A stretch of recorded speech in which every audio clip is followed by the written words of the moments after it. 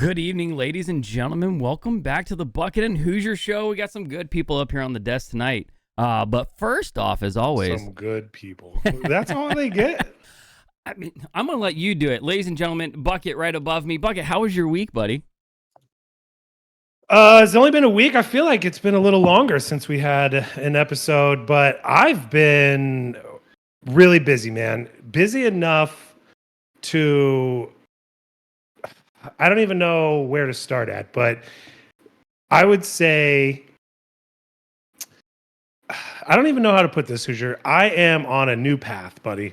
I am doing my own stuff. I've got all these things rocking, and I'm just excited to talk to more people like that, right? People that are on the grind, people that know what the business is, people who stay motivated and keep doing things. That's where I am in my life, and those are the people I like to talk to, and that's the kind of guests that we have on today. Some extraordinary, legendary, hardworking guys, not some okay guys. Exactly. That's exactly who we have there. And that's like a fire introduction. Yeah, now he usually does it better than I do. So, but gents, it's as always we have Greg and Satthew off of how would I say it? A fantastic showing at Worlds.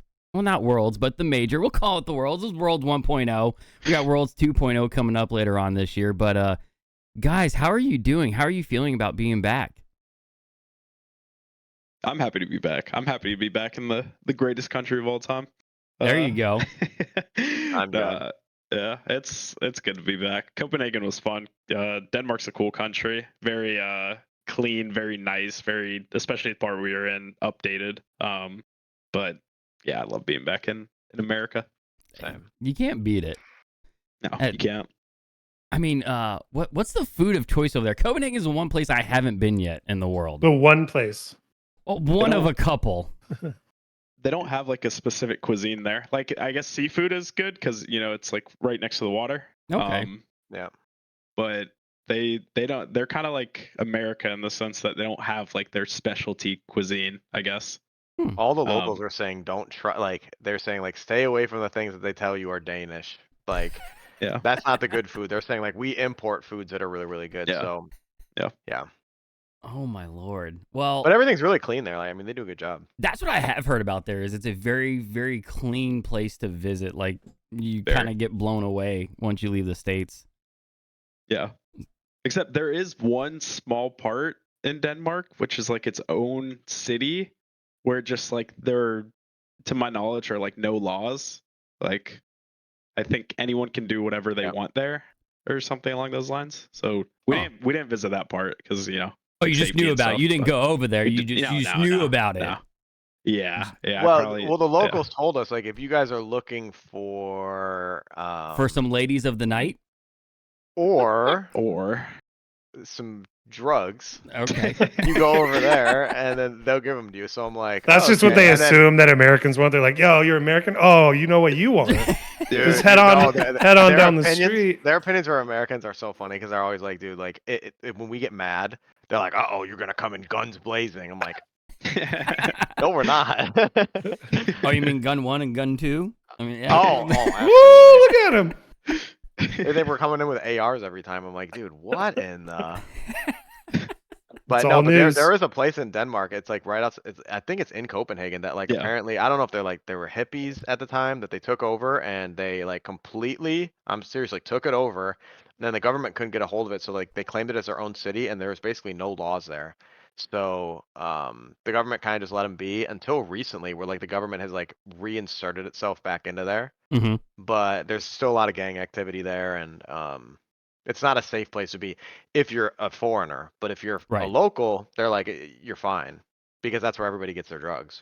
Okay. Well, that makes sense then. Well, good to know you guys didn't partake in that stuff. I'm sure the orgs had some good red lines for you all to stay away from. So, but yeah. Yeah, the international travel, though, like with a team and getting all the logistics done, it's probably exhausting just getting there. And then all the things you go through while you're there. Obviously, we talked about the major in our last episode.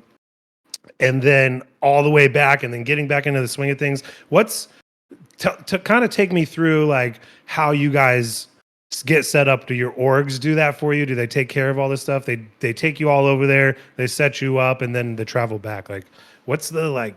How's it go? I think it's different for both of us, to be honest with Yeah. you. Is Yeah, that Greg, you want to start?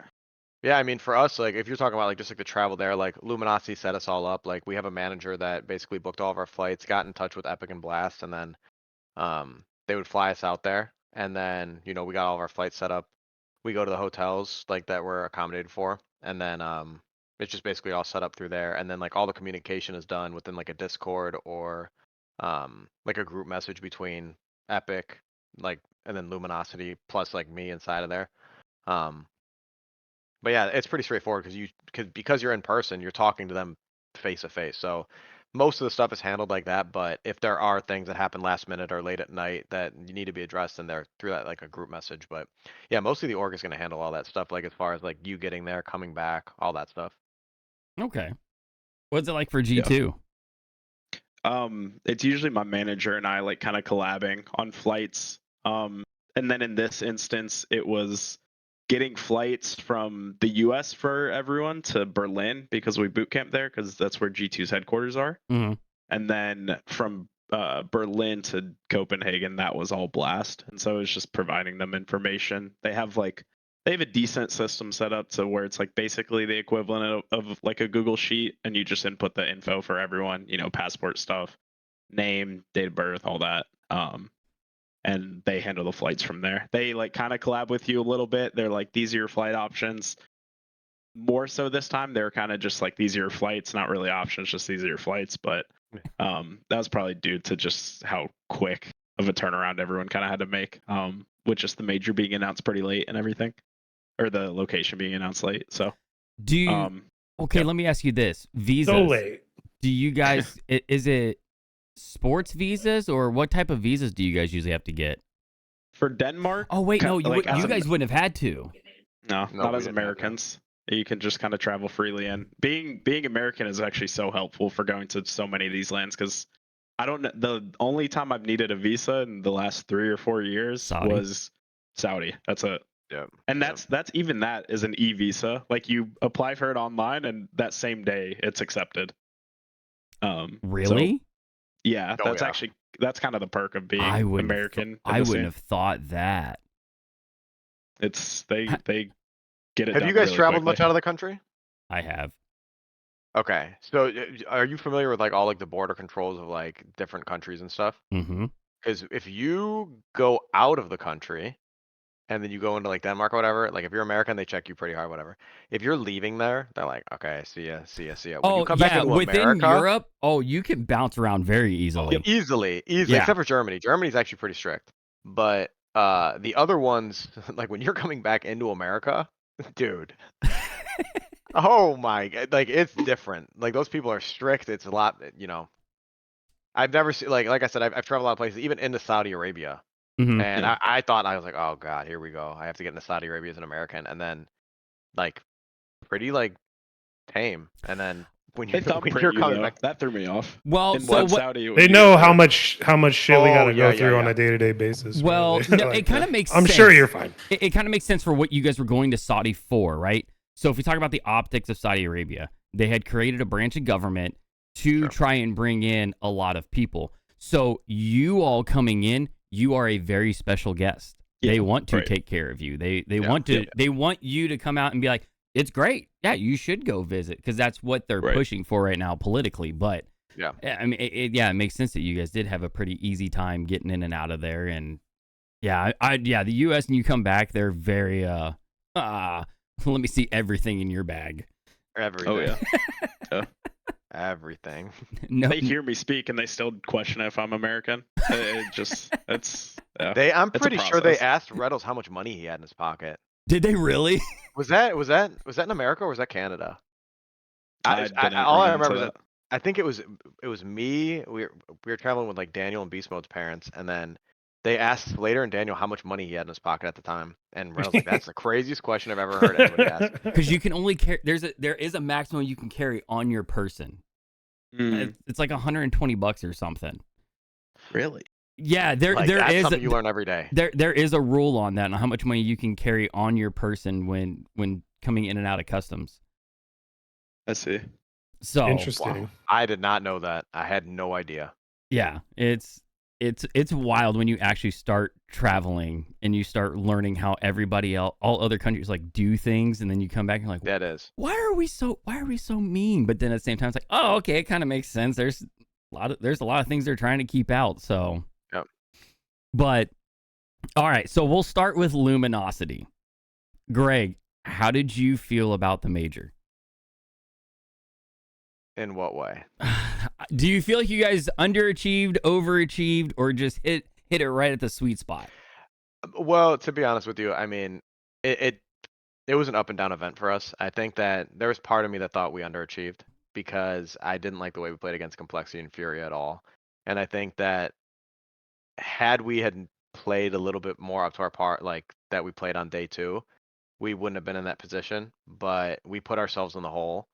And I was proud of the way we fought on day 2. And I think we got to a certain standpoint where it was like when we were playing against Vitality, that was the level that we needed to be at the entire time, but we weren't there the entire time. I don't know if it was. I think it was a big combination of nerves and it being Cheese's first LAN. I could definitely see a lot of confidence issues he was having, and I think, but again, it was just mostly him trying to shoulder a ton of burden that he did not need to shoulder. Um, but then once we got that like taken care of, because it wasn't something that like it didn't even feel like he was thinking about it until after I saw it, like when we were going into the Fury matchup that I saw it.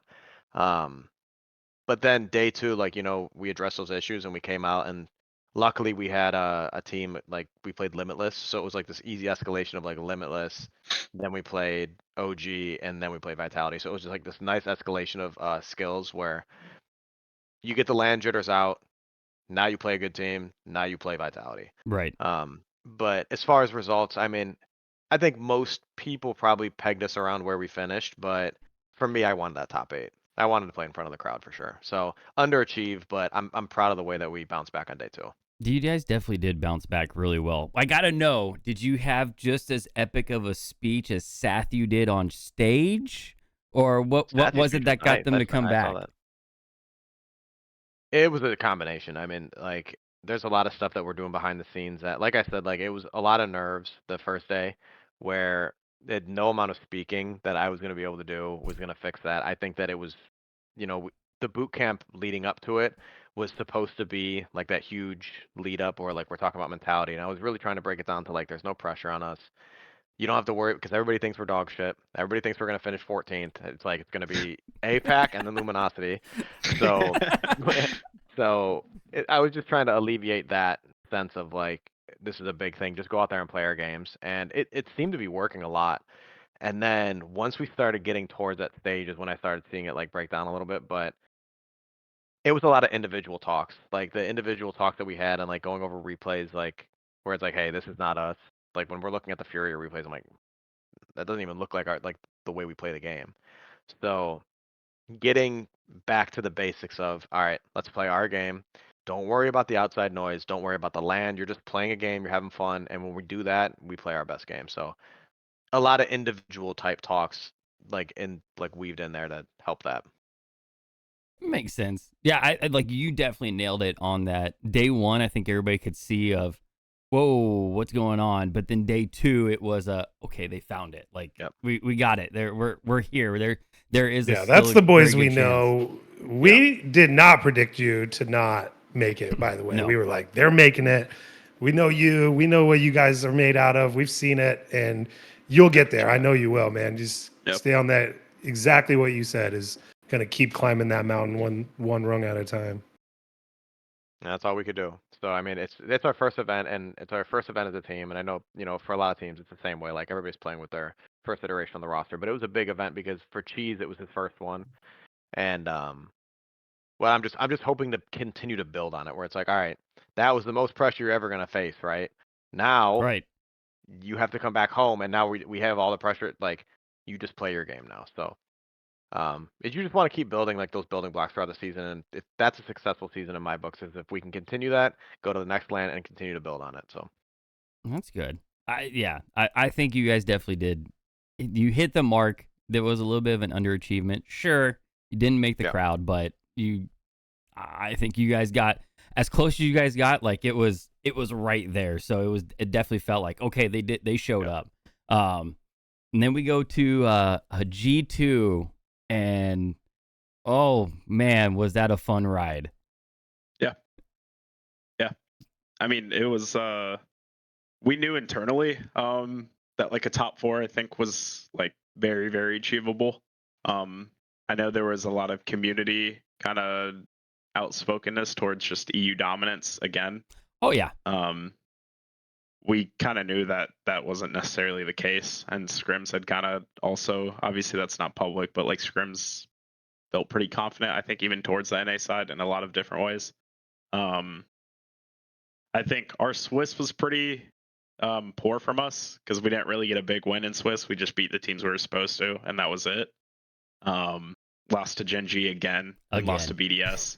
Yeah, that's been frustrating. But you know, they're always very fine margin series as well. The last 2 times we played Gen G, or last 2 of the last 3 times it was like game 5. But we, like, similar to LG, it's like it took us a little, but then we eventually found our footing. Honestly, by the first like playoff day against BDS, it started clicking in scrims. We felt like we had found the last couple like small adjustments we needed to make to really click everywhere. And yeah, and then we just ran with it. And you know, we also had to shoulder some, you know, I think it was like Gibbs calling Beast Mode and Dan like non-LAN players and something like that. It's like we listen to that. And okay, do they hear all of that? Yeah. I mean, they all stay. They at least stay up with the broadcast, and you know, even if they miss it the first time on the broadcast, it's repeated on Twitter like 20 times after that. So yeah, it's coming to them. Yeah. So no, they hear it. We try to keep them off Twitter as much as possible, but sometimes that's hard to do. Dan is like almost never on Twitter. Well, I mean, the dude doesn't even have a YouTube channel.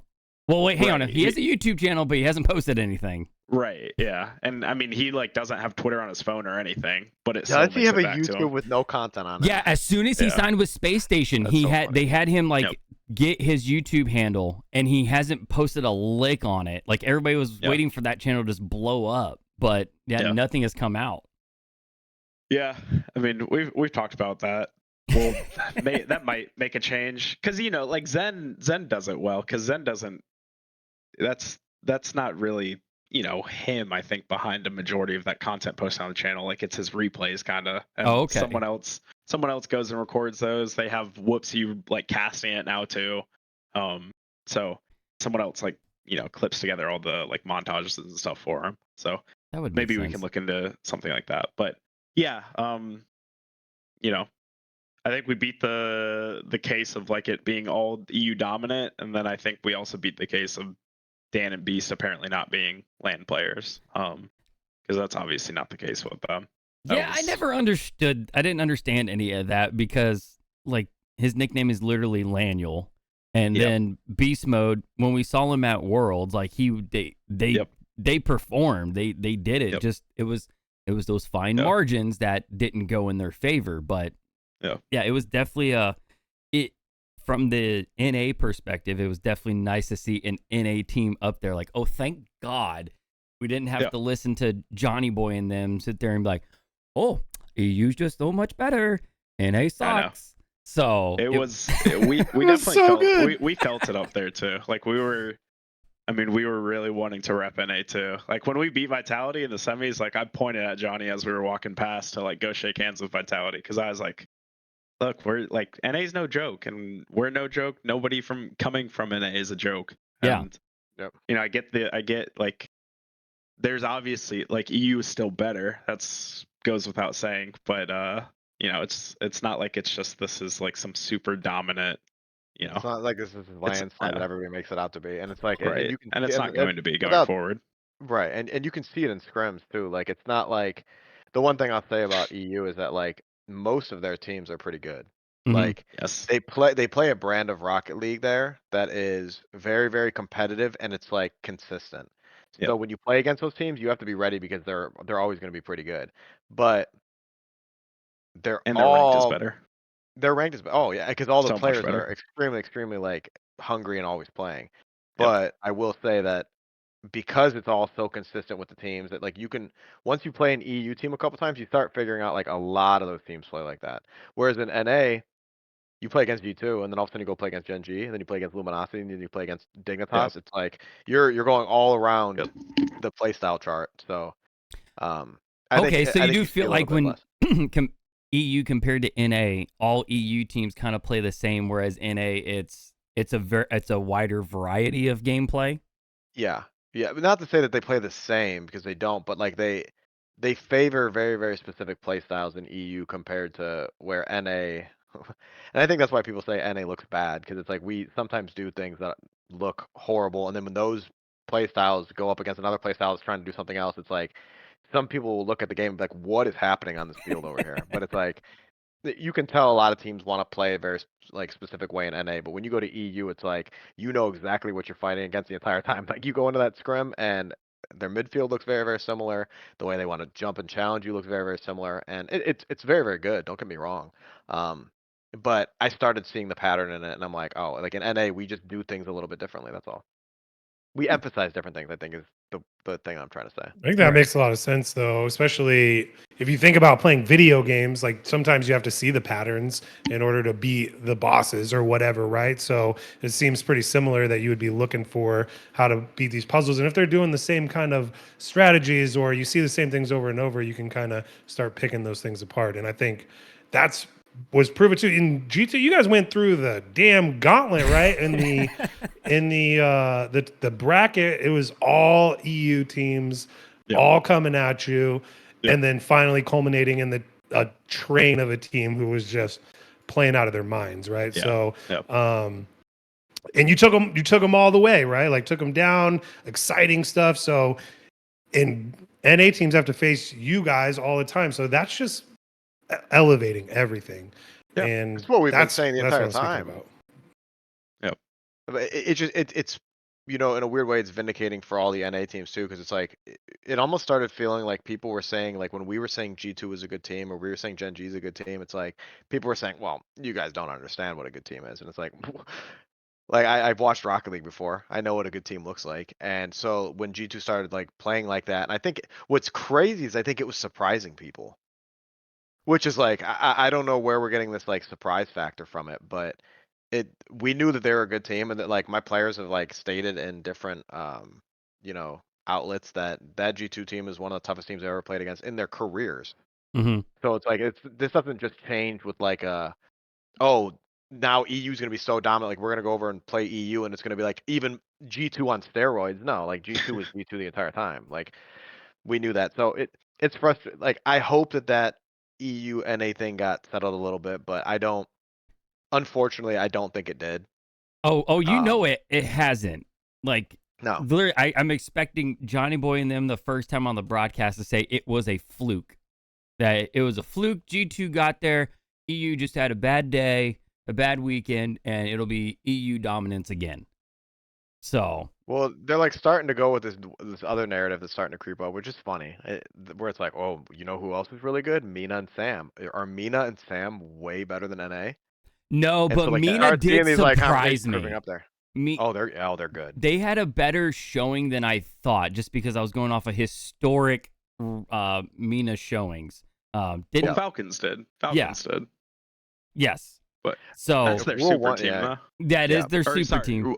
Yeah. Would be Rule one considered their was- super team. Rule 1 still needs to probably build a bit more. I mean, they obviously are. They kicked a mod now. So. Yeah, that was. I think that's if I had to say there's a, I don't know, I guess a letdown story of Rocket League so far. Right now, for me, it's Ahmed because of the 1v1 dominance that he had in show matches and everything. And it was supposed to be he's gonna be here on the scene. And it was like, well, all right, that didn't pan out. So hopefully he's all right and everything's okay. But dang, that kind of sucked. Yeah. It's strange because it's so hard to stay at the top in this game, and that's why I'm saying Mhm. like there's a lot of players that like the longer that they're relevant in this game, it's mind blowing because this meta change is so fast, and like the prerequisite skills that you need to be a player in this game, it just rises every day. So there's certain players that, like you tip your hats to people like Garrett G and Jay Naps and even Itachi and Alpha 54 who have been in this game for so long and they continue to be on the top teams. And because, man, the mechanics are crazy because you could be really, really good one day and all of a sudden you don't like get that next level of mechanics and you just fall off and now you're not a pro anymore. Right. Yeah, it goes away so fast. But yeah, no, the major was really I think it hit all the marks that everybody was afraid that it wasn't going to hit, which was good for the community as a whole. Yep. So I think as Bucket was giving me trash for last week because I was giving so many kudos to Blast and everybody after the way I had started the season, but they actually did like it. It felt like a normal Rocket League broadcast in major, and okay, like there's hope here. It's gonna go well, and hopefully it continues on this trend. I mean, hell, we even already know where the next 2 LAN events are gonna be, which is fantastic from a spectator point of view. Yeah. So hopefully it just keeps trending in that direction. Blast did a great job. Yeah, Blast looks good. Yeah, how was it in the background for you guys with Blast? Like when you first got there, we started sitting there thinking, scary. oh God, here we go. Yeah. This might be horrible. This might be terrible. But it was like every single thing that we suggested to them, they implemented and improved like quickly. Nice. So anything, it was almost like they were like using us as like a test, but everything that they needed to do and fix, they instantly fixed. They were amazing at just accommodating you, and it felt very, very. It was different than ESL. It just felt a lot more personal. I don't know how to describe it, but everybody felt a lot more personable, and it was cool. It was definitely a cool experience. But I mean, one of the stories that we had, like we had bad PCs in our room. Like we couldn't even play on them the first day. It was horrible. Oh no. And we complained about it, and they flew in PCs from Brazil like next day, and they got there the next day, and they instantly installed them, and they were there like no questions asked. It was like it's just crazy. Like, I think more mind-boggling to me is that the quickest place you could get PCs from was Brazil. I think they were running an event down there for something. I don't remember what it was, but they took all their PCs and I'm sure they took PCs from where they Rainbow were. Six, maybe. I don't know. Was it Rainbow Six? Maybe. I don't remember what it was, but the point is they gave them all to us, and like the PCs were way better. They went in our rooms, made sure they were all good. Like it was really, really good the way that they fixed everything, and that's where you have to see the potential. Because even with this format, we were talking about. You remember the podcast that we had in the beginning of the season where I'm like, I'm doom and glooming, but But even the format, they're starting to look at and starting to fix things, and like you can tell even like the day 2 where they're doing best of 5s now. But you can even tell like the Epic guys, like the heads of Epic and everything, they're very, very calm and relaxed right now. Whereas before, you could tell everybody was on edge. Everybody's starting to be like, okay, we're good now. So and that's how I can tell that everything's heading in the right direction. Yeah, that's perfect to hear. I think it's like everyone kind of really centers around the fact that like this is a multi-year thing between Blast and Epic, and that seems to be like the big up from ESL that they had before, because I think ESL is just constantly being renewed year by year. Oh god. Now they feel like they can like plan, and that's why I think we get like announcements for LANs this early. That makes a lot of sense. That's it. If you would have communicated that to me last year, like I didn't know how the contract was, that would make sense why it was very tense. Nothing could ever be planned out because honestly, if it's a year to year, then you don't know what's coming next year because who knows what's going to happen in 6 months. So it seems like that's been everyone's observation or complaint, from fans to creators to players to coaches to orgs. Like, communicate. It seems so simple. Let's have a back and forth conversation. You guys at the forefront of that in several places. I don't know if you want to talk about some of that stuff and how you guys feel about what's happened to where it is today or any of it. I mean, it's just, it's improving, and we can sometimes open channels of communication to Epic and to Blast even. And we don't have the best idea necessarily yet of like how exactly it's going to work out, but I think I can speak for most of the players and the the coaches and everything that like we're pretty optimistic in this current time. Yeah, same. And so yeah, and Greg maybe can touch up even better than I can on that, but yeah. I mean, there, like I said, there was a time where it was doom and gloom, and I think that with reason, and there was Yep. no escaping that. It wasn't like they were void of any responsibility in it, but now with the way that they're starting to respond to them, it's the same thing we were talking about. Like, it's one for one when we arrived in Copenhagen and we start seeing like what's going on there, we're like what's going on, but they responded to it extremely well and they fixed their mistakes, and I think that's what we're seeing in this season too, is that the mistakes that they had that maybe they made and they didn't know because this was a new venture for Blast, where Blast Right. wanted to get into Rocket League. It was a last minute thing. Now they see what the landscape looks like and they're starting to adjust to it, and they're starting to do it like even mid season when you're making changes like that they felt were necessary. So they're listening to the community, which is a good thing. And the game is you just saw the update today. They're doing stuff with the game. I don't know what's going on. All Dude. right, so But hang on. I All don't right, know. all right. I'm gonna stop you. Is this bad? No, well, Bucket, have you even? I know Bucket sometimes doesn't pay attention. No, Bucket, I pay have you attention. I seen I what the rely on update you is? for all of my news, Have and you that's why I'm have you seen the misinformed update so much. that comes out tomorrow? I did see something about being able to see your teammates boost. So you will now be able to see your teammates boost in the nameplate, and at this circle, and if it's full, then it's a filled in circle, and then as they run out of boost, then it drops back down. What do you guys think of? I don't know, like that. Will that even matter to pros? I feel like they've gotten used to not seeing what their teammates boost is, and they communicate it already. Okay.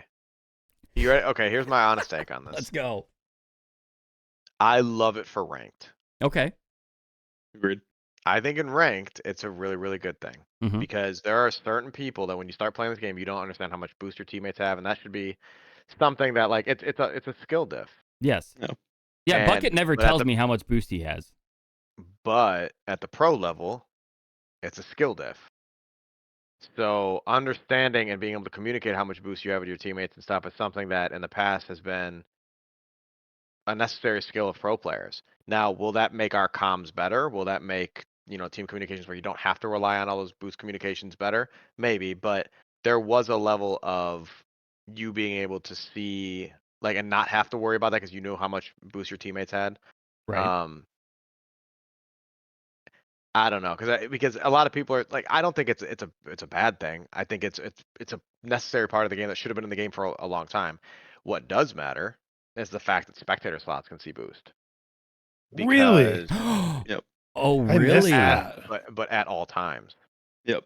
So now we're getting into some weird stuff where you have to kind of go by these like, I know Sathew's not going to be calling out my team's boost because I trust Satthew, and that's just you just wouldn't do that. Like, there's not many coaches sitting there like he's on 0-1v1 boom. Like, but I still don't even know how Well, viable both that is actually anyway. both of you in Same. past interviews have stated, we've asked you that if you knew the other team's boost, or you even saying that to your team, and both of you have stated that no, I can't get the information to them in time Yeah, to it'd mess even them make up. it matter. Yeah, it could mess them up. it They're like, it "Oh, I interferes with the got flow, yeah. this." Yeah.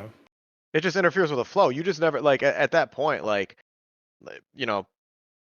it's just difficult to tell your team in the natural flow of comms. He's on 0. He's on 0. It's like it's now you're interfering with that. It might screw him up. It's like, I'm sure there are some coaches that do that, but I just don't want it to be a thing where you're getting coaches in this game that are actually just feeding you boost stuff, which now we're making it really, really easy. Like before, when you were asking me about that question, it was like, is it viable? No, you'd have to be jumping around to everybody's boost and like on the other team, and you're not even paying attention to the game at that point. You're just constantly Right. boost at that. Now when you're just constantly seeing it and you can see all boost at all times, it starts making me think, well, we need spectator slots then. So you have a blue spectator, you have an orange spectator, and then you have an overall like caster spectator. That's right. Yep. So, but Also, then and we get rid of that whole Discord thing that we're doing, where we have to join a Discord call just to watch But our team play. But that's the thing too. Now we will see everyone's boost because we watch the live feed, which is just a Yes. spectator slot. Yep. So now coaches will have access to seeing the other team's boost Right.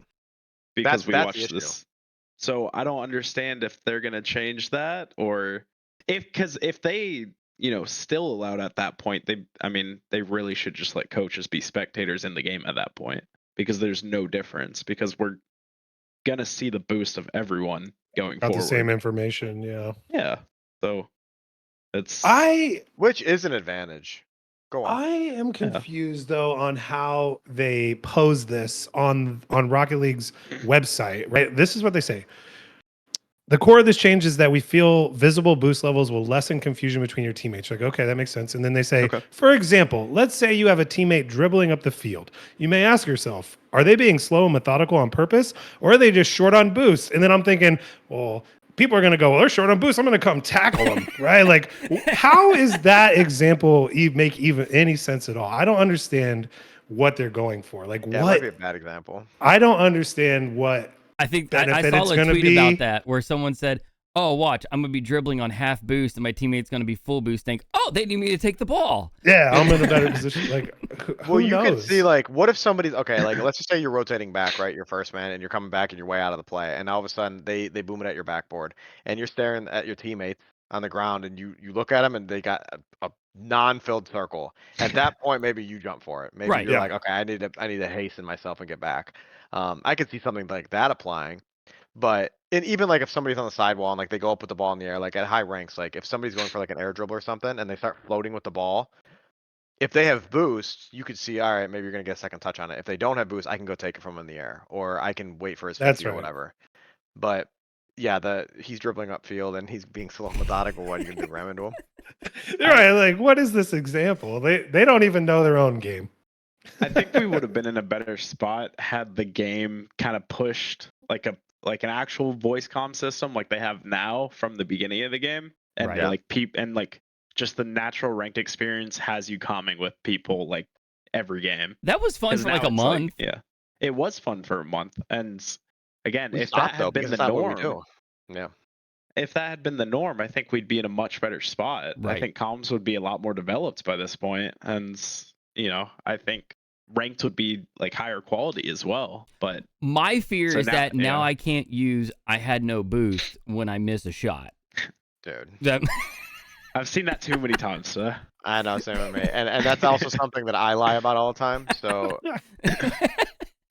I feel man, I was low on boost. Dude, you had a full tank. No, it's a sad day for us liars, dude. It really is. They're taking it away. I think for me, when it comes to ranked, I look at it from like a programming standpoint. Once you create that door, you can't close it. So we're already seeing people trying to use invisible cars in ranked to where somebody came out with a GitHub plug in to try and see the invisible cars. Yeah. How long until now we see something come out where they're pulling that API and being able to see, now I can see your boost in the game, which I don't know how much is that really going to help somebody, but I kind of do see it being an issue, but yeah, no, I see what you're saying there.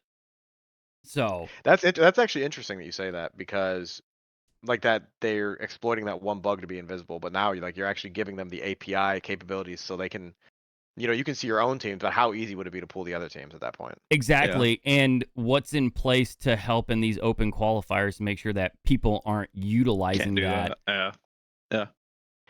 And to be fair though, there are certain circumstances where it doesn't matter. You're right. Right. I completely agree. For now. Because I mean, there was even I don't know if you guys had ever played with there was a Bacchus mod plugin where it tracked the ball's trajectory to where you could see its flight path. Oh, yeah. Because I remember the Chinese client of Rocket League had that built in. It that did. Was like that was a big thing. Yeah, can we finally get some of the cool stuff that the Chinese one has? I mean, good lord, their garage looks amazing. Their garage was crazy. I know. I forgot about their garage. You can like see all your cars in a garage. That was insane. Yeah, it was nuts.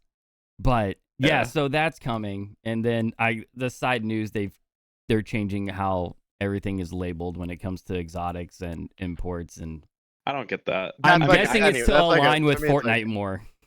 Yeah. Is that like the naming standards for Fortnite? I have no clue. How they call them? It's a guess. And this might be like pretty like cynical thinking of me, but like I'm thinking it's like, I'd rather buy a luxury item than whatever it used to be called. Correct. You know, A so very rare or an that's how. export. Or whatever. Yeah, that's how I'm seeing it. Like, you know, these names now sound better, so they sound more rare. So maybe people are more inclined to buy them. I don't know. You tell me you have That's what I something for saw. me All off the black marketing. market. Like, come on. That's I'm- true. Black market Oh was no, cool. the black market was good though. I'm Yeah. not gonna lie. Black market made me want to buy it. Exactly. Yeah. And you're like, oh man, I'm not supposed to have this. I'm supposed to be Well- in that bad area of Copenhagen. The thing is like the naming change is like one of those things where it's like people are like mad about it. I don't understand how you can get mad about stuff like that. Like, who cares? They're just changing it, and they're like, well, now I have to like relearn everything. Dude, it's an item. Yeah. Like, you're still gonna click the item, and you're not looking at like, oh, this is a very rare Zomba. This is an export. Dude, it is what it is. It's a Zomba. You're gonna click it. Exactly. It's so strange to be caring about it that much. Yeah. When you I can't trade it thought anyway. initially it was just to distance himself further away from when it was random boxes and that people had to pay for them, right? It was like Loot what boxes did they were consider great. that? I know, love but they're distancing themselves from that whole Yeah. kids gambling kind of thing. Right. I could I don't see know. that. But that's just I the can see cynic it. in me a little bit. No, I can see it. I see That's it, Buck. fair. I think it's just marketing and getting all their games on the same page. Probably though, that makes more sense. All right, so to Ah. rumor mill. What happened Oh, with no. Moist, guys? I mean, What well, happened? they lost. That was They a fiery, lost that was a Joy. fiery question. They lost Joyo, and then you Yeah. know at some point the org's just like, man, you know our roster's just declined so much. We need to step out and then realign. And that's It is- kind of what we saw went down. It's kind of a bummer to see that right now Moist isn't gonna be, and they don't have a team right now. So it's like, oh man, like that became a name. Like you're kind of expecting to see Moist around. So Yeah, that's a I'm still that's a big heavy bummer. on them hopefully coming to NA and picking up a team because they have That's they what have I a want. facility in Florida, so that's good ping. That's East Coast. Moist, if you Please- can hear us, come to NA. Come to NA. Yeah. You guys have a facility here. We could people could boot camp there. That's nice. Yeah. There you Please go. pick up a Moist is team Oh, in wait. NA. You said the key word. You said East Coast servers. Have you guys tried the Central servers? Yeah, they're We've been bad. scrimming on them actually. We've been scrimming on them actually. Oh, are the scrimming ones? Oh, we've been scrimming on them. They're bad. Well, they're horrible in ranked- rank. In in rank, ranked, they're they're terrible. horrible. Oh, really? They're they're terrible. terrible. They I like the idea, but you know those servers that I get like 6 ping on are worse than the ones I get 30 on in the East. So Really? like considerably, yeah. I So, concur. I agree. I don't know the specifications behind that or any of the technical details behind that, but hopefully they can sort that out, figure out why that's the case. They haven't talked about trying to use the Central servers for RLCS, have they? So I know they have dedicated servers, but I don't know. Not publicly. Okay. You guys remember when they used to lie about the servers? You remember when ping on servers used to just be like you could get a regular server and it would say like 96 ping. Yeah. And you remember it was never 96 ping. Do you remember this? Like back They in the had day? like virtual servers or something. Yeah, They had, the like, virtual some servers. Random... Well, no, but I'm telling you that they would like raise the ping. Remember, like they released an update where they were saying like now ping should more properly match what the actual ping is. Do you remember this? So they were inflating it. Dude, I swear to God they were. And so like you would have 100 ping. It's like 100 ping back in the day. You're like, oh, it's not that bad. And like you'd be on 92, and you're like, 92 is pretty good. If you get 92 now, Oh, it's way different. I'm horrendous. telling you, we got to look that Yeah, up. you're I'm telling you, living they in used the to lie about the past. servers. I know they did. And what I'm thinking, the reason I'm bringing this up right now is because I wonder if they're lying about the central servers. Like they're just saying, oh, look at the central server. Like, look at Oh, it, like, they're oh, lying about you- the They're ping. actually in Exactly. They're deflating it now Yeah. instead of inflating it. And they Well- just give you a fake ping. Yeah, possibly. Well, maybe they're my just giving us a hunch- fake ping. Like it might be something in the east. I don't know, dude. I don't know. My I hunch think is they that just they might- always had them in the center of the country and they just called them east or west and then just routed you to whichever Right. one made the most sense. And maybe not. And maybe that's the problem too, because I've noticed, and this is again just like a ranked, but that games take a little bit longer to get, and maybe they still haven't figured out the networking totally and how to get people on the server that gives everyone the same. Yeah, they haven't gotten the Yeah. topology all figured But out yet. again, that's just, Yeah. I don't know. Yeah, Just curious. point is, central servers, really, really good idea, and hopefully they Yep. can continue to improve them. But it was Yep. necessary. It allows good West stuff. Coast players to play now too. So Yep, it's good stuff. Well, yeah, now the West Coast players aren't as inflated with their rank. They can actually come play some real competition, in the like, East side. yeah, like Bucket Yeah, there. so- So If that becomes default too for RLCS, then all these orgs that only have West Coast facilities, they become viable then. Yeah. So that's promising because you should be able to live anywhere in the country and compete, and not be at a major disadvantage like West Coast players were up to this point. So yeah, no, I think we. It's all agree with reassuring, that. Huge though. demographic of players too. yeah, Yeah. get some great players. Great Yeah. players have some great players. AJ was out there for a long time too. If you guys remember, he was in Oregon. And he Oh, was Dapper. That's way Oregon? far too. Yep, Dapper was in California. Mhm. Miho, I think Rizzo was in Arizona. Rizzo was. Nowadays you there's have Eris out on the Mhm. west. Paris is out in the West. Yep. That's what I'm Um, saying. It should just be easy. Like if they're in California, it should just. But you play on a central server. That should just be how it is. yeah. Yeah. Could be booming for Middle America. Have a bunch of people start Yeah. showing up there with their Shout out orders. Nebraska. Shout out You got Nebraska, yeah. Texas is Our already populated by Texas That's is, what Yeah, I'm yeah. Texas is stocks are up on Texas. That's Yep. the way to do it. Oh, that's good. Yeah. So Lots of big companies moved to Texas. They've got God, a yes. lot of prime real estate, and it doesn't cost a lot. Yeah, It's a good place. it is. It is. it is good for now. is. We'll see how it all Yeah. keeps going. Yeah, we'll see. Yeah, the more move in, the more I'm sure it's gonna that'll So- appreciate a bit. What is it? We're going back to London for Major 2. Yep. Back to Copperhead. So Back to Copperhead. that's always a Or good Copperbox. location. Copperbox, not Copperhead. God, I think of the snakes. God damn it. But yeah, back to the Copperbox, which that's always a good location. Right now, we would say that G2 and Luminosity are in a good position to get back. Are we excited about going back to London? Assuming we make it, hell yeah. There you go. I'm excited to go wherever the lands are. yeah. Oh. It's just fun to go. Just It fun should to be. go. Those are so fun.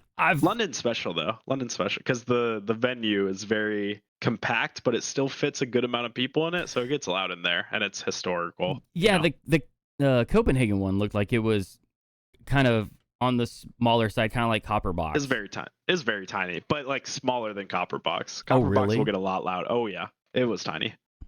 I mean, there's probably like 2,000 people there. That's not 2,000 bad. something.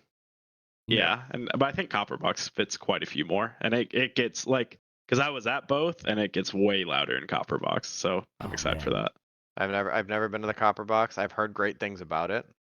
I haven't heard great things about London, but I also understand. that area is nice. It's just in London, you for some reason have to move in groups, or otherwise like groups of like 10 or 12 like 13-year-old boys will come up and try to like stab you and take your stuff. Oh, Jesus. That's the one thing because like Liquid they tweeted about it like at the last London major. They do got like remember that. mugged by a group of like all Thugs. those like young British kids. Yeah. Yeah. Well, and also their So- breakfast That's an sucks insane too. thing to have to So say, though. The breakfast insane sucks thing. too. Yeah. It is just like travel in groups of 10 or you're gonna get stabbed by children. That's my book. that sounds like So- America. Some That's parts, what they yeah. think. No, they think if you don't travel with like 50 people, you're just gonna get shot. Yeah. That's true. Yeah. So besides that, at least the hotel they put us in last time was great, and there's a huge like Westfield Mall there, so and that's cool too. A lot of stuff to do. So Nice. I'm I think- excited. I just want to be there. yeah, same. That's what matters. Same. Oh, Yeah. okay. Going back to the traveling. Greg, how early did you guys get to Copenhagen? Copenhagen, actually. Yeah. We got there the 25th, So like 26. 26th, I think 26th, so. like early morning, Wait. 26th maybe. It was either the 25th or 26th. so that was what like We Like- were there. We were there Wednesday. It was a Wednesday. Thursday was no, it was Tuesday. Tuesday. 26. Tuesday, 26. and then Wednesday was the media day. Then Thursday, Yep. yeah, okay. the competition. 26th. But Yep. we were boot camping in England, Yep. since the 20th. All right, so you had already because Satthew, you said you guys made it over to Germany in boot camp, so that Yep. makes sense. You guys at least got over. You didn't have as big of a hit on your sleep cycles No. trying to get over there, you had a nice medium point. I was curious about that because I know like a lot of times it takes about a week, 5 days to a week to actually acclimate yourself with where you're at. So Yep. That was my number one concern. Like, I know everybody's like, oh, go over there and scrim the EU teams, but like, actually, seriously get acclimated to the fact that you are 7 hours ahead. It's crazy. Yeah. That makes sense. Yeah. It's good to like try to time when you get into Europe and everything, so you can like, ideally after a long day of travel, just fall asleep immediately, get on that schedule as quickly as possible. But sometimes it doesn't work out. Like we had to get in at like 8 a.m. to Berlin, and then that's a rough day. That was bad. That was really bad. That's a lot of Red Bulls supplied by G2. Fortunately, we had a lot of them. So yeah. Dang. Well, Bucket, you got anything else? I mean, I'm super excited for Fort Worth. World's coming back there. I've already booked my hotel. So good. Oh my gosh. That's awesome. Want to make sure we make it back for that. Got approval from the wife. I put it on our calendar and she just looked at me. She goes, "So what's this trip you got planned?" I'm like, "Are you bringing the wife? Are you bringing the wife?" No, I have 3 children. This is soloing. That's fair. This is my trip. Yeah. The you thing. Yes. So I'm trying to get. What about you, Bucket? Are you coming? It's on the it's on top of mind. It's also right around the time of he'll be 10, his birthday. So I'm thinking maybe I bring him, maybe I just let him go crazy. He's never really been to a live esports event. He likes a lot of other games, but I think it would be a good time. So I'm kind of on the fence on what to do. But it'll either be me and him or it won't be me at all. I'll say that Fort Worth, Bucket, you would love the venue at Fort Worth. Like that. We went to the last everything one. is so sick, dude. Okay. We were there last year. It was a lot of fun. Cool. Yeah. And it's not that far from me, honestly. It's definitely, it's possible. It's more possible than not right now. It's just I haven't committed. Like Hoosier first night, he's like, "Bro, I got a hotel." Done.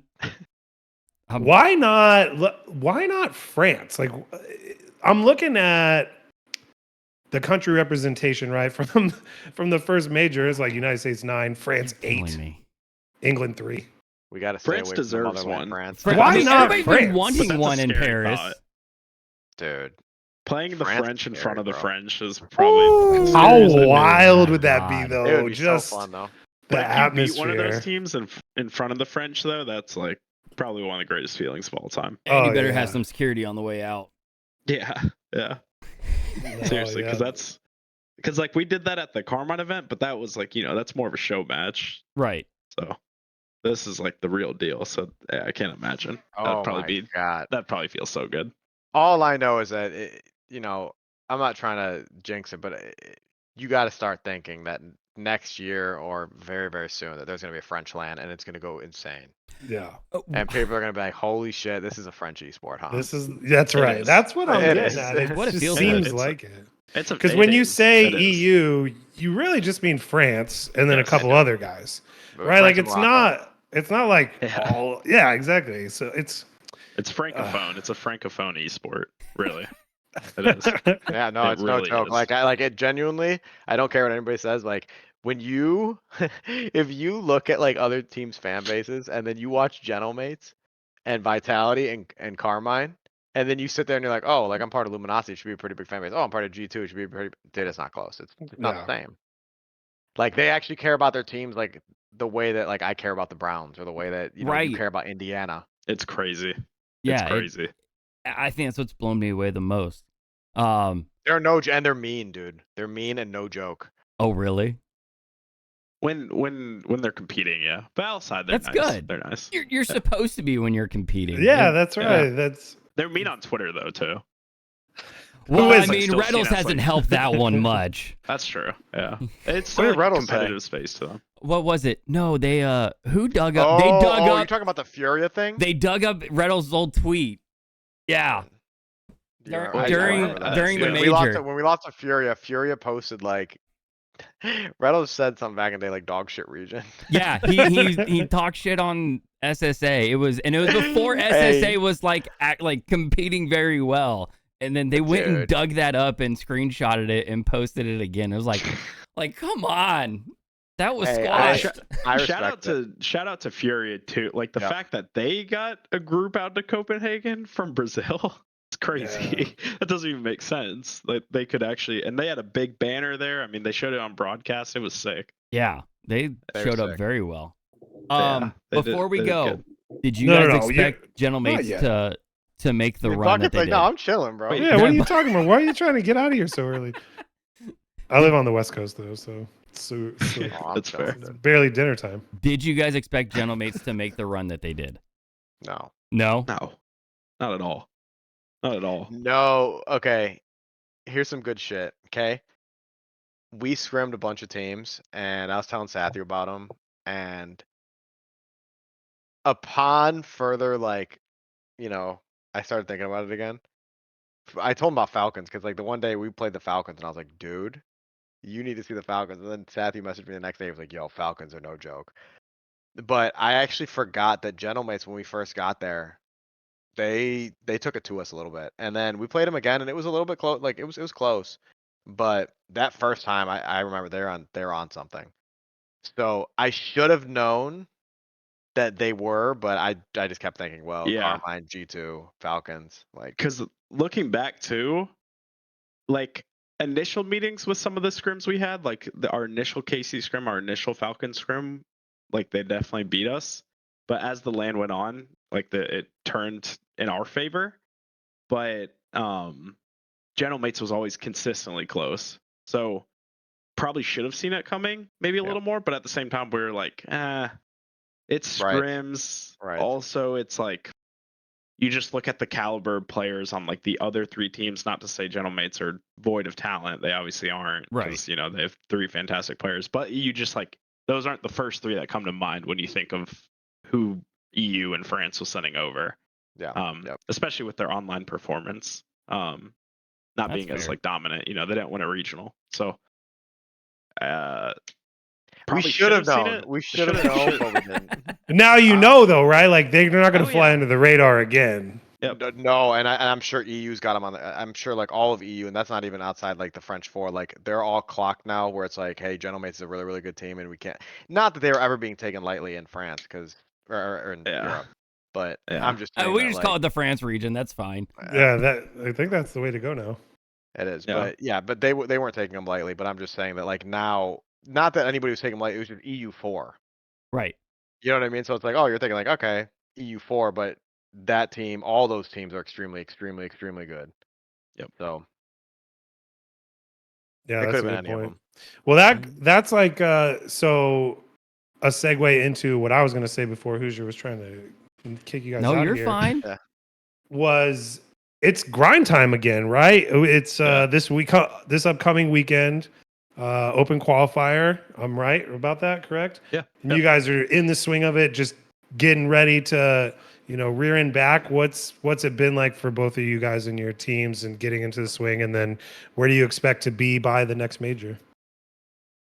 I mean, on our end, it's just like, especially today, I think we really started like kicking things into gear, but it's making that like clear difference. And like, okay, like we had a couple scrims last week or over the weekend, but it's like now this is like where it really starts again.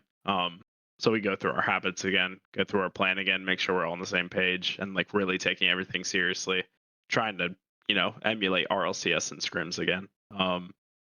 So it's a lot of that, and then obviously hope to get the 1 seed again. The seeding came out for London, and NA 2, 3, and 4 do not have easy matchups at all. I think NA 2 maybe plays Sam 2, so that's like the best bet after the first seed. But then like 3 and 4 do not have easy matchups at all. So it's so that probably becomes really important. Becomes even more important, I think, really, to get that 1 seed. Getting 2 seed wouldn't be bad, because then honestly you get you play like a solid like Sam 2 team, and so that's like a good warm up for your second Swiss match if you win that, or if you lose that, honestly. But yeah, hopefully get the 1 seed again. Definitely the goal. Greg, what's the goal for Luminosity? Well, I mean, we're just focused on making the major. Like it's just right now, like I said, like I was telling them before we got on, like we woke up today and it was like, hey guys, we have a regional this week. And so like being able to like snap them back into that page, it took a little bit today where like we started not good at all. And it was like we actually needed a wake up call, and it was like one of those like lessons that I had where it was like I actually had to wake up too, where I was like, hey guys, we need to step up, and like I had to step up my coaching again, where it's like I have to start talking in a way that it's like, hey, we don't have time to play around anymore. This is where we need to be. And like we were very very content with the way we were playing when we came back, because when we came back, like dude, we were just zooming, cruising through everything. But now it's like you start seeing like everybody else is ramping up, so it's like, hey guys, ramp up, it's time. But our expectations are make the major. Like we know we deserve to be there, and I hope that like we prove that we deserve to be there. Not that I care, but we know what we're capable of. So getting back to there to secure our spot at Worlds, that's the ultimate goal. So obviously getting to Worlds and being able to ramp ourselves up to a point where it's like, hey, we're not just there to compete, we're there to actually like make some noise there. Yeah, you can't go wrong with that. That's what everybody in NA wants to hear. So I think. Do you think the open qualifiers are going to be as kind of go the same as they did before? Are you guys like the seating better for you guys and all that too? Well, they fixed the seating too, I'm pretty sure. Yeah. They fixed a lot of like where they're starting to take points into consideration. They're starting to take previous placements in the qualifiers. So it's not just going to be where you're just going off a ranked MMR and you're having a bunch of teams show up. So the seeding should be better, like technically, but I also think it's going to give more consistent matchups. And I still think you're going to see upsets. Like, I don't see there being any changes in that. Those 6, 7, 8 seeds are still going to be fun open qual matchups in that upper bracket, because they're always going to be good teams playing each other. Like you're still going to see Shopify playing someone good. It's always going to happen. In our case, we're a lot more excited because we think it's normalized quite a bit. Because you know, it's like we had Poab the first regional qual, we had Snowmen, or we had OG the second one, and then Snowmen the third one.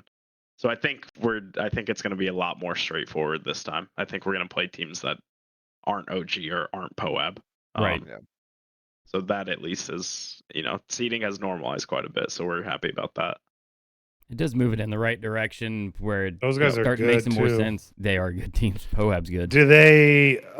Do you think that those guys who had maybe a little bit more time off are cleaner, or you think maybe that time off can hurt them, or how do you feel like it's all going to go? I think they're chomping at the bit. Like that's what I was saying earlier, is that like we're coming back and like we're on this like hangover. It's like, all right, let's take a week off, and then we come back and we're like, all right, we're back into it. But they've been sitting there watching us play, and they've been like waiting for this day to come back where it's like, okay, finally it's Regi week, like I'm ready to do this. So not to say that, because I do think we have an advantage, like Luminosity, OG, G2, and Gen G, because we just played against the best competition in the world. So we're coming back from playing against the best teams to now back to here, where it's like you can I've seen there be extreme differences in the way that teams in NA are playing compared to like when you're playing against OG or Gen G. We haven't played G2 yet, but you can tell like there's a stark difference in the way teams are playing. So I think eventually they're gonna get up to par because they have to. But right now it's just up for us, like for all the major teams, to make sure that we're at that level and we continue to raise that level. Yeah, 5 to 16 have probably still been pretty locked in while we were gone and while they've had like time off. But I think after that, though, I think those teams are still gonna stay, like 17 and on are still gonna stay the same. I don't think there's gonna be much movement or like much difference from them, honestly. Yeah, that's why I like your guys' coming on here and perspectives, because that's how I would see it as like a coach or a mentor of guys or whatever. And when you're playing the game, you may not see these little things of those guys might be hungrier than they were before. They saw how fun that event was to be at, and they saw teams that maybe they think they could beat and be on that stage and be those heroes. They're going to be hungry. They're going to be trying to climb the mountain that you are and beat you when you're sleeping, right? Like you have no idea what they're capable of when Greg's dog analogy he always goes to, like they're hungry, and you can't sit by and watch them eat your food, man. Oh, that's my favorite analogy ever, by the way. Yeah, it's true though. Yeah. No, it nails it on the head. All those teams that weren't there, like that's the you're not gonna see the same teams at the major. I don't know how else to say it, like, but it's just if time and like all these open formats have told us anything, it's that that's just not how it works. So You're pretty confident we get a different 4? yeah, Yeah. Oh. I wouldn't bet against that, honestly. I'm not saying that some of them won't be the same. I'm not saying we're getting like a No, completely right. No, yeah, all yeah, but I'm different, saying but- but I don't think there's gonna be the Like same we won't four. get the exact same 4. In No. that order too, for sure. Yeah, it'll definitely. It's gonna be interesting to see how the points play out and how everything works out. Because yeah, this second part of the season. I mean, this is the first time we're only having really 2 halves of a season instead of 3. So this next grind is for all the marbles right now. And the points are amplified.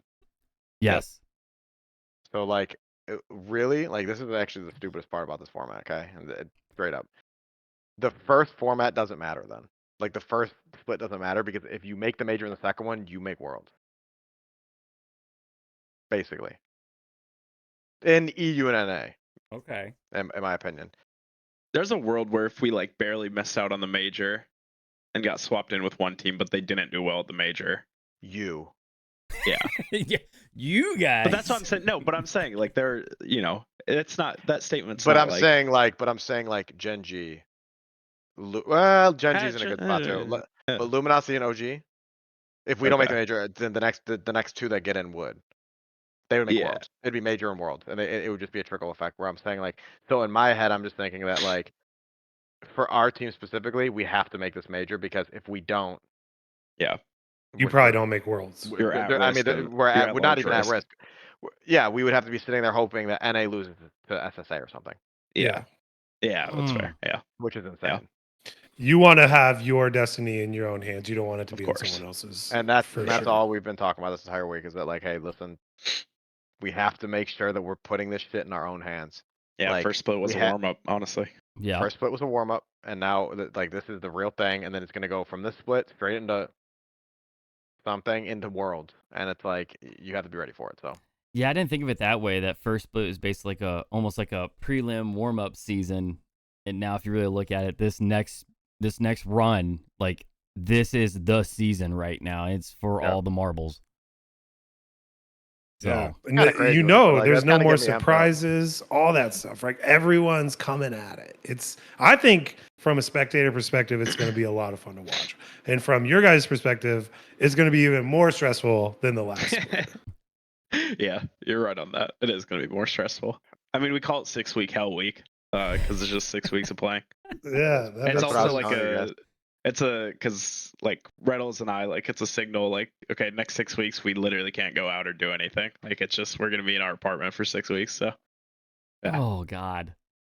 Oh, 6 dude. week hell week. But it's fun. You can't leave. It's the love of the game. It is. Not complaining. That's a good right. time. Well, I think we are all definitely The excited. alternative's not good, right? Like that's No. you love it because of how difficult it is. So that's it. It's so like when you do something that's that difficult and like you're striving to get over that like that mountain or whatever, and you finally do it. It's like, man, it feels so good. That's why like it was like last year for us when we made Boston. It was like that was so tough for us because that mountain that we had to climb over was humongous. Okay, Yeah. and then like in order like to cap it all off, we had to reverse sweep phase, which was just it was seemingly impossible. Yeah. And so when we did it, it was like, wow, that was crazy. I had a good team last year. And then, we bring Cheese over and we're like, all right, cool. Like, it's going to be tough. And then, like, I knew we were going to have to, like, train him up a little bit. So when we made it this year, it was like, wow, like, we did our Right off job. the We did bat. exactly right off the rip. Yeah. And I did not, to be honest with you, I didn't think we were going to make the major. I really didn't. Like, I thought, and not to say that, I doubted Cheese. It was just that, like, I didn't think he was going to be that ready that quickly. And I think he surprised a lot of people. And I think that the way that he took over, especially in regional 2, he was amazing. So Those last couple regionals. he was great. And so now it's like he has a confidence to him now. So it's a good thing. But it felt good to make that major too, because it's like everybody was like, dude, you guys are bad, you guys are terrible, you guys are 10th in NA, you guys are 11th in NA, you guys lost AJ, you suck. It's like, bro, like that feels good. That does. You prove the haters wrong. Yeah. Oh, that's what I live for, dude. I live with a chip on my shoulder. You So the kind more of I hear people talk, I get extremely hyped up. have to in this world. I think we've realized if you Yep. don't have that chip, then you're gonna almost just drown yourself and not be able to hang Get in there. eaten up. Yeah. My players get mad at me sometimes because I actually say some insane shit sometimes. Because I just get You? hyped up about the dumbest shit. Who, Oh, you? No, not oh Greg. my god, yeah, oh yeah. I said something today that was insane. I don't remember what it was, but I blacked out. I do sometimes black out, dude. But it just comes with the territory because once you're in this format, like, and you're in like Matt was talking about, like the 6-week hell, you actually just you lose track of who you are, and you just actually have to become very, very locked into what you're doing.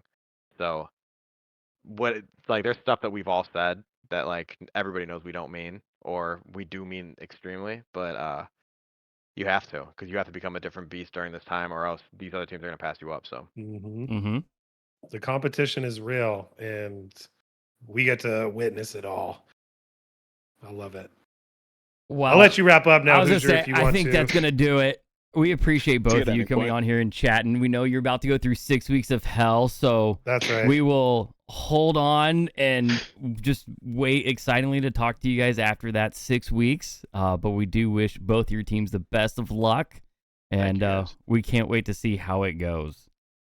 But Bucket, yeah, you thanks got for anything? coming on, guys. No, I mean, I know you guys are ramping up and you had a little time to cool down and all that stuff. So we really appreciate you guys taking the time out, coming and meeting with us. You guys have come on a couple times each, and each time, just to let you guys know, so some more competition for you guys.